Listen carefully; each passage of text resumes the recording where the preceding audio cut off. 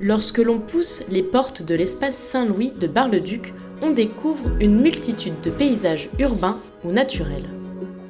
Ici, l'association barisienne Expression a réuni près de 300 œuvres de l'artiste lorrain Joël Lec pour l'exposition Rémanence du paysage. Dans cette ancienne chapelle gothique, le spectateur peut déambuler entre les gravures, les photographies ou encore les peintures.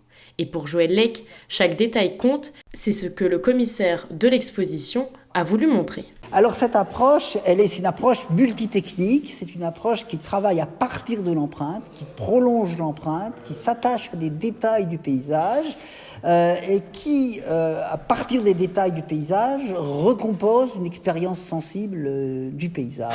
Donc le travail de Joël Lec, c'est un travail qui nous ramène à notre propre perception quotidienne des paysages.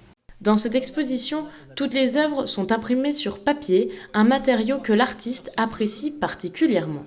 Moi j'aime beaucoup la matière papier, essayer d'utiliser le papier dans son opacité, sa transparence, son grain, pour jouer avec les matières et faire ressortir la frontalité de certaines de mes marques, de mes signes, sur des éléments photographiques que j'ai puisés et que je reçois en rémanence. L'artiste thionvillois veut renouveler le regard que le spectateur porte sur le paysage, sur les éléments qui l'entourent. Alors il se promène, erre, observe pour trouver l'inspiration dans le quotidien.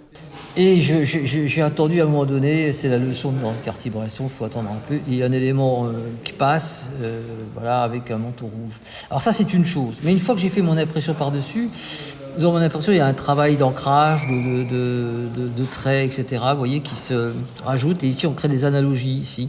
Des analogies, un travail d'ancrage. Pour ses nombreuses photographies, l'artiste lorrain a utilisé la technique du dry paint. Cela consiste à imprimer par-dessus une photo différentes matières qui permettent de faire ressortir certaines caractéristiques du paysage, comme ce manteau rouge.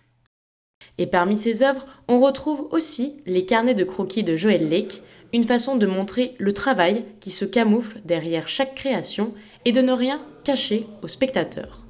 L'exposition se poursuit jusqu'au 29 octobre prochain, de quoi découvrir ou redécouvrir les paysages qui vous entourent.